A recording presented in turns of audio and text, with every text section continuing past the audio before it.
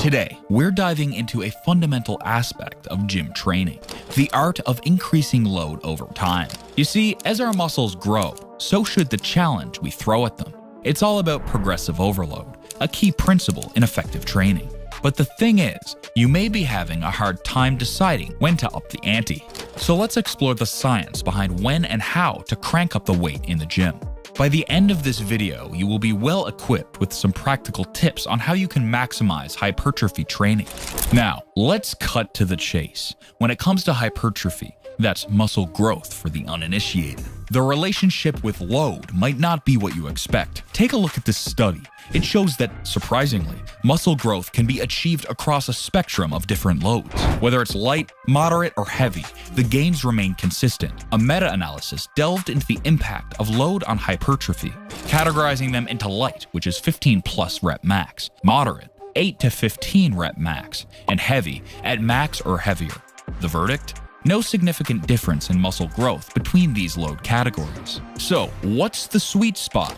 Let's bring in some more research. In a meta-analysis of 34 studies published in the Journal of Strength and Conditioning Research, it was discovered that moderate repetition ranges at 6 to 12 reps per set were most effective for muscle hypertrophy compared to both high and low repetition ranges. But if the load is not the deciding factor, then what is? It's pretty much more about the effective hypertrophy rep range. But the thing is, progressive overload is still the name of the game. Using the same weights forever won't cut it. Progressive overload.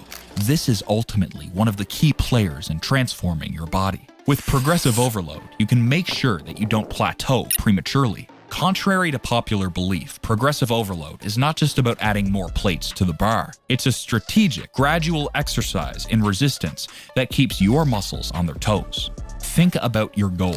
You probably want sculpted arms like these, with toned strong legs and a pumped broad chest. But the question is, how do you achieve this continual growth? A study shook up the traditional approach. This study investigated the effects of 2 resistance training programs over an 8-week period in individuals with at least 1 year of lower body resistance training experience. The first program focused on increasing load while maintaining a constant repetition range, while the second program aimed to increase repetitions while keeping the load constant. And in the end, no notable differences were observed in other outcomes, including muscle thickness, endurance, counter-movement jump, body fat, and leg segmental lean mass. Both groups experienced similar muscle thickness gains in calves and quadriceps. So, the key takeaway here is that what matters most is pushing those sets close to failure within the effective hypertrophy rep range. But let's shed something to light here. Progressive overload isn't a forceful intervention. It's a natural byproduct of muscle growth.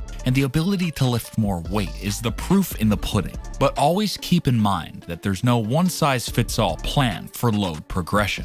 The rate at which you advance is a multifaceted dance, influenced by factors like training experience, genetics, diet, sleep, and stress levels. So, instead of a rigid roadmap, embrace the natural flow of your fitness journey. Track your rep performance, listen to your body, and when the stars align, that's when you make the move.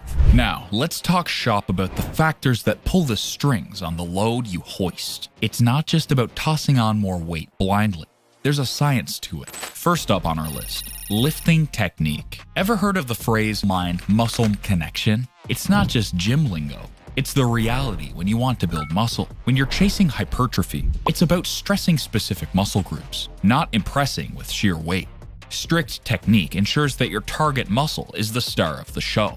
A perfect example would be a controlled eccentric tempo, ensuring your muscles actively work against gravity. No bouncing, no shortcuts. It's about maximizing that muscle stress for optimal growth. Take a look at this. This study looked into advanced techniques for muscle growth and resistance training, RT, compared to the usual methods. They found that certain advanced techniques, like combining exercises and controlling the speed of movements, can be more time efficient than traditional approaches.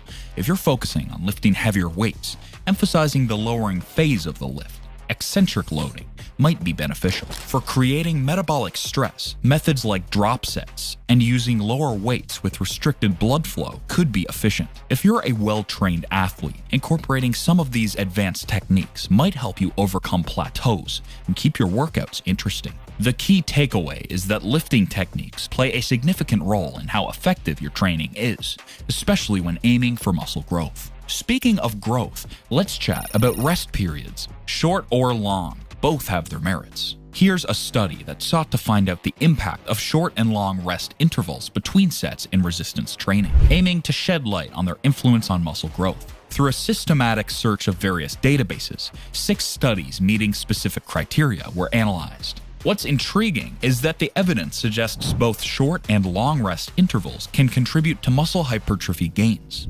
Notably, when examining trained individuals with measures sensitive to muscle changes, there's a hint that longer rest intervals might offer an advantage. This emphasizes the importance of carefully considering rest periods in your resistance training routine. In the world of muscle development, it appears that the length of time you take between sets can significantly affect your results. So, as a practical tip, aim for the sweet spot, around 1 to 3 minutes between sets. Efficient and effective. When to increase load? The first cue to consider for load progression is exceeding the target rep range. Surpassing the upper limit signals potential adaptability. For instance, if aiming for 8 to 12 reps and consistently achieving more than 12 with good form, it might be time to contemplate a load increment. This doesn't mean abandoning effective technique, but rather adapting to your evolving strength and endurance. Another facet in deciding when to increase load involves paying heed to sensory indicators during your workouts. Embrace the cues from your mind-muscle connection, the stretch under load, muscle pump, and post-exercise soreness. These sensations serve as valuable feedback, helping you gauge the efficacy of your current load. If these indicators suggest a positive response, it could be an opportune moment to experience with a heavier load for subsequent sets. So, we've laid the groundwork for a smart, effective progression, but what about scenarios on when not to increase load? First thing to consider is technique. Prioritize lifting technique over load increments. If your current technique is not optimized for maximal muscle engagement, pushing for heavier loads might compromise the effectiveness of your training. Enhance your technique first to ensure targeted muscle stress and minimize undue strain on joints. Second, joint pain. The moment you feel any pain or discomfort, that's already a red flag. Lifting heavier loads, especially when accompanied by joint pain, demands caution. Excessive stress on joints and connective tissues can lead to irritation and potential long-term injuries. If you notice persistent joint discomfort, it's advisable to refrain from increasing the load. Instead, consider maintaining or even decreasing the load temporarily to safeguard joint health while still achieving effective hypertrophy through proximity to failure. The goal is to challenge your muscles, but be alert when it already raises signals. Listen to your body and prioritize sustainable, effective training practices. Over time, the load we use in the gym should gradually increase as a result of muscle growth, a fundamental aspect of implementing the progressive overload principle. When considering how to increase the load, it's crucial to make gradual jumps over time, emphasizing the smallest increments suitable for each exercise. Firstly, the gradual progression ensures that the load adjustments align with your true rate of progression, as muscle growth typically doesn't occur at an extremely rapid rate. Making smaller increments helps maintain proper form and technique, reducing the risk for sacrificing these for the sake of going heavier. Secondly, minimizing the risk of joint pain is a key consideration. Studies have indicated that abrupt spikes in workload are a significant predictor of injury risk, emphasizing the importance of a gradual approach to load progression. When increasing load, it's also worth considering whether to apply the increase across all sets or selectively for specified sets. This decision can be influenced by factors such as the comfort level with the new load or the desired training effect. For barbell lifts, making gradual jumps might involve adding the smallest available plates, while for dumbbells, moving up to the next available weight may be appropriate. In cable and machine exercises, going up by 1 pin on the stack could represent a gradual increase. Additionally, the decision to increase load may vary depending on individual goals. In the context of hypertrophy training, the focus is on gradually and sustainably challenging the muscles. However, in strength training, the goal is to lift the maximum weight possible within the constraints of proper technique and safety. In summary, when contemplating load increases, here are a few things you should consider. 1. Prioritize gradual jumps to accommodate your true rate of progression. 2. Be mindful of the potential risk of joint pain associated with sudden changes in workload. 3. Consider whether to apply load increases uniformly across all sets or selectively for specified sets. 4. Tailor load progression to align with your specific training goals, whether hypertrophy or strength-focused. Now, with everything discussed, here's a rundown on how you can improve training for hypertrophy. Stick to the range from 5 to 20 reps. That's where the magic happens for your muscles. The key? Get close to failure in each set. No need to stress out about a strict plan. Muscle growth has its own rhythm, and predicting it is like guessing the next cool move in your workout.